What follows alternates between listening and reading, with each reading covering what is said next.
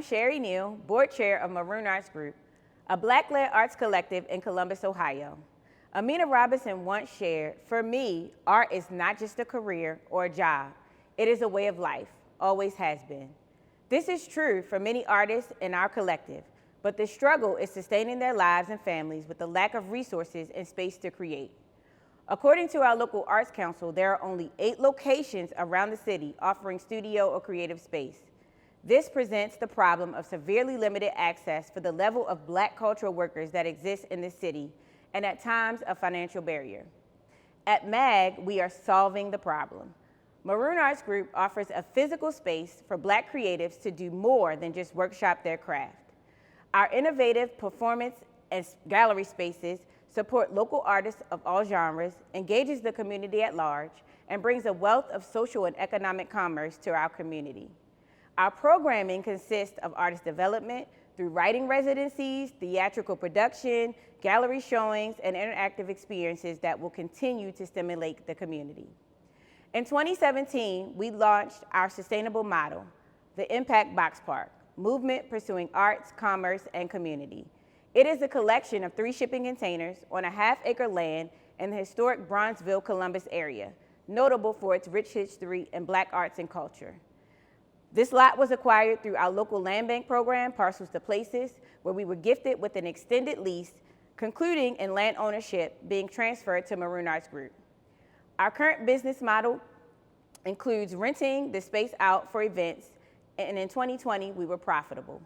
We want to practice this incubation concept more intentionally by expanding the BoxPark to a year-round venue for creativity, community building, and retail concepts. Between June and October of 2020, we hosted over 80 rental events in our outdoor space. This was during the height of the pandemic. We continue to receive requests to use our space for events, and we are currently have a waiting list of artists who want to rent studio space once it is available. With the expansion, we will be able to partner with many other grassroots and grass tops organizations and local businesses. Today, we are asking for $65,000 to expand our BoxPark to a year-round operation with additional opportunities for leasable space. Your investment will fund the development of our land and the purchase and development of 6 to 8 shipping containers for an additional 2,000 square feet of studio and event space. In 2020, we brought in over $12,000 in profit, projecting to over $100,000 in 4 years. Help us to stabilize and expand our investment in the invaluable culture of community, creative freedom, and social entrepreneurship. Thank you. Hi, I'll go. This is Carrie Hanasek. Thanks, Sheri, for your comments and your great ideas. Question for you. Are you already collaborating, or does it make sense to collaborate with Elsie Johnson with Zora's House as far as her new grand plan for space for people of color? No, so while I do know, thank you for the question, and I do know Elsie Johnson, but no, we are not. Elsie Johnson's mission, I think we have collaborated on when it comes to programming, but she will be, standing up her own space in the Wyland Park area, and our space is dedicated to arts and community and culture. And so I'm sure we will work together. This is a totally different venture on a piece of land that we have already developed. In some way, we're just wanting to expand that development. Sheri, this is Katie Kramer.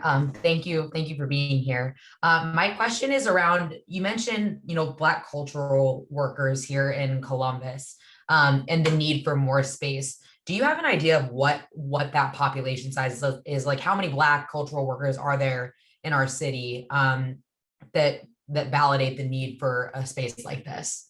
So I have the listing of, and this listing is kind of new, but I do have a listing based on what happened last year, and the artists that came kind of out and helped to kind of create the murals downtown. And there are right now over 200 of those and though we're just talking visual artists. While we do have a collection of artists that, you know, we work with, and of course we retain their information, I'm not sure totally. And that's part of the issue that we're trying to solve. We know that there are so many more artists, cultural workers. And I'm saying when I use the word cultural workers, I'm talking artists and just anybody who would need a studio space to create for community building. And so that number, I'm sure, is a lot higher than the number that I would present to you for artists. Thank you. Hey, Sheri, how are you? I'm well. How are you. you? Good to see you too. Can you talk a bit about the affordability of your space and the gravitational pull that this expansion might bring based on the affordability and the location? I sure can.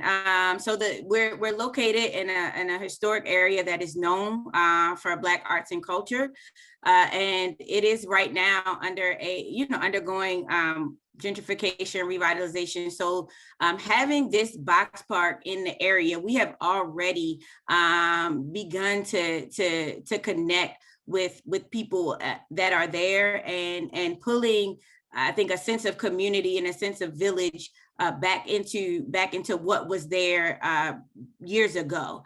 And so the affordability is really simple.